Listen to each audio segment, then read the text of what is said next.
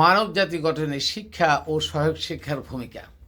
আজকের পর্ব ১৭৪। মানুষ কেন কোরআন থেকে সঠিক জ্ঞান লাভ করতে পারে না। প্রিয় মানব জাতি, সালামুন আলাইকুম ওয়া রাহমাতুল্লাহ। কোরআন থেকে সঠিকভাবে জ্ঞান লাভ করতে হলে মানবের জন্ম থেকে মৃত্যু অবধি তো ধরনের বিষয়ের উদ্রেক হয়। আর সমন্বিত জ্ঞান বা আকল সাধনার মাধ্যমে কোরআন থেকে অবশ্যই গভীর থেকে গভীরতর পর্যায়ের চিন্তা গবেষণার মাধ্যমে জ্ঞান অর্জন করতে হবে। শুধু পড়ে গেলে হবে না, মুখস্থ পড়লে হবে না।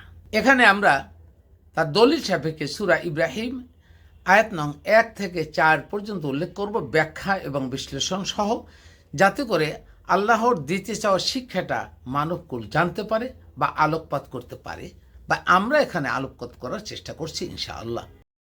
সূরা ইব্রাহিম আয়াত নম্বর ১ থেকে ৪। আউযু বিল্লাহি মিনাশ শাইতানির রাজিম। বিসমিল্লাহির রহমানির রহিম। আলিফ লাম রা।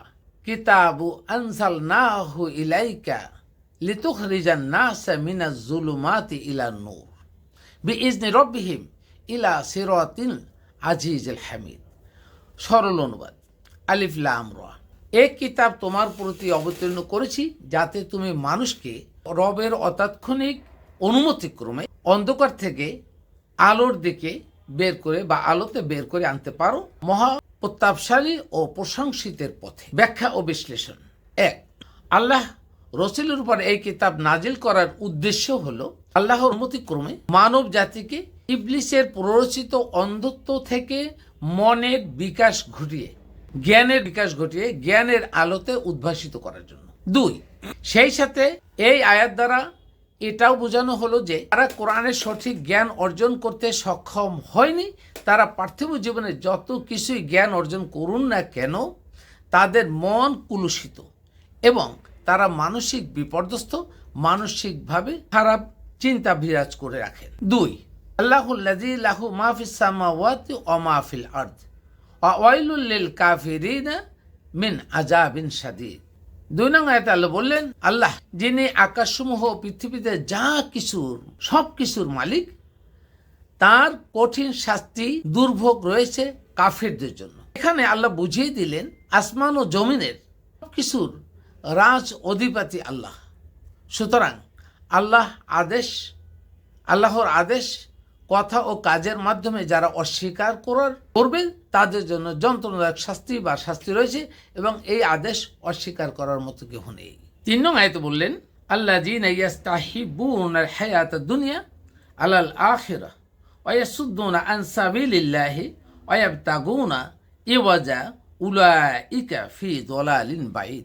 যারা দুনিয়ার জীবনকে আখিরাতের চেয়ে অধিক ভালোবাসে, আল্লাহর পথ থেকে হতে লোকদেরকে বিরত রাখার চেষ্টা করে বা বিরত রাখে, এবং তাদের মনে বক্রতা খুঁজে, তারাই চরম বিভ্রান্তির পথে। অর্থাৎ বিশ্লেষণ করে এখানে দেখা গেল যে যারা কোরআনের সঠিক জ্ঞান অর্জন না করার ফলে আখিরাত সম্পর্কে মনের অন্ধকারে নিমজ্জিত আছে। যারা কোরআনের নির্দেশিত জ্ঞানের আলোর পথ থেকে নিজেরাও অন্ধকারে থাকে এবং অন্যদেরকে অন্ধকারের দিকে টানে। যারা কোরআনের সঠিক জ্ঞান না করার ফলে নিজেদের জ্ঞান অন্ধত্বের জন্য ইবলিসের প্ররোচনায় কোরআনের জ্ঞানের মধ্যে বক্রতা খুঁজে। তারা সকলেই বিভ্রান্ত, বিপর্যস্ত এবং সাধারণ মানুষকে বিভ্রান্ত করতেই থাকে। ওমা আরসালনা মির রাসূলিন ইল্লা বিলিসানিন কওমিহি লিউবাইয়িনা লাহুম ফায়ুযিল্লাল্লাহু মা ইয়াশা ওয়া ইয়াহদি মা ইয়াশা ওয়া হুয়াল আজিজুল হাকীম।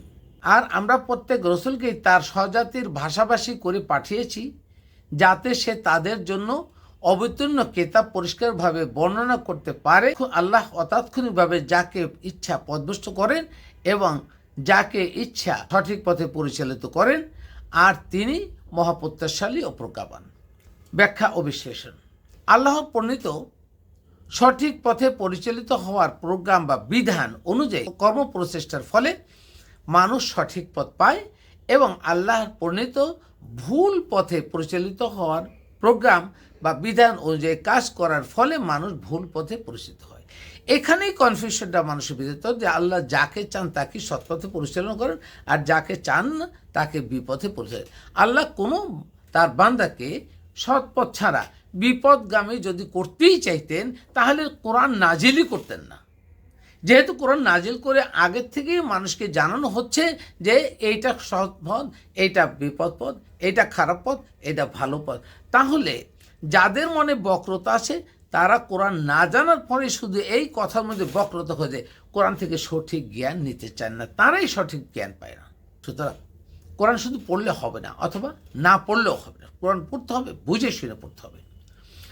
তাহলে দেখা যাচ্ছে যে মানব জাতি আল্লাহ নির্দেশিত ভুল ও সঠিক পথ সঠিকভাবে অনুধাবন করার জন্য যুগে যুগে তাদের স্বজাতির ভাষাভাষী করে রসুলদেরকে পাঠানো হয়েছে, যাতে ওই জাতি ওই রসুলের কথা সঠিকভাবে বুঝতে পারেন। শেষ নবী রসুলের পরে কিয়ামত পর্যন্ত আমাদের মধ্যে সমন্বিত জ্ঞানের মাধ্যমে যুগে যুগে আবর্তিত হয়ে কোরআন সঠিকভাবে জেনে ও বুঝে কোরআনের জ্ঞানের আলোকে আলোকিত হবে, তারা মানবকুলের উদ্দেশ্যে জ্ঞানের আলো ছড়াতেই থাকবে। এগুলি আল্লাহর নীতি ও প্রোগ্রাম। আর এভাবেই মানুষ কোরআন থেকে সঠিকভাবে জ্ঞান অর্জনের ধারা অব্যাহত রাখবে। তাহলে এখানে যেটা বোঝা যাচ্ছে যে কোরআন থেকে সঠিকভাবে জানতে হলে নিজেকেও সঠিকভাবে উপস্থাপন করতে হবে, কোরআন নিয়ে গবেষণা করতে হবে, এবং গবেষণা লব্ধ এই জ্ঞান যদি বিজ্ঞান ও উৎকর্ষিত জ্ঞানের সাথে আকলের সাথে হুবহু মিলে যায়, তখন সেটা মানুষের জন্য প্রকাশ করতে হবে। কিন্তু আমরা করছি কি, সেটা না করে যদি একজন হুজুর বলছে, একজন রাইটার বলছে, রাইটারের কথা হুবহু লেখলে আমরা শতভাগ মার্ক পেতাম। আমাদের শিক্ষকরা বুঝেননি যে রাইটারের কথা ভুল হতে পারে না সঠিক হতে পারে। এই বাছ বিচার না করার জন্যই আমরা সঠিক পথ থেকে বিভ্রান্ত হচ্ছি, সাধারণ মানুষ পথ থেকে বিভ্রান্ত হচ্ছে। সুতরাং এই উপস্থাপনার পদ্ধতি অনুসারে আমি সকলের প্রতি আহ্বান করব, আপনারা যারা কোরআন নিয়ে গবেষণা করেন অথবা যারা ওয়াজ নসিহত করেন, যারা মসজিদ মাদ্রাসা ইমামতি করছেন, প্রত্যেকেই যেন কোরআনের ব্যাপারে একটু সচেতন হই যে আমি যা বলছি কথাটাকে আমার আকেল বা বিবেকে এটা মিলছে, কোরআনের তর্জমাটাকে আমি সঠিকভাবে পড়ছি, যা লিখে দিয়েছে তাকে বুঝছি। এগুলো না বুঝে যদি আপনি ভুল করেন, তাহলে আপনার যারা শ্রোতা আছে সবাই ভুল করবে, আমি ভুল করবে, সবাই ভুল করবে। এভাবে ভুল করলে আমরা ভুলের সলিল সমাধিতে নিমজ্জিত হব। সুতরাং ইবলিস আমাদেরকে রেহাই দিবে না এবং ইবলিস আমাদেরকে পাকড়াও করে ফেলবে।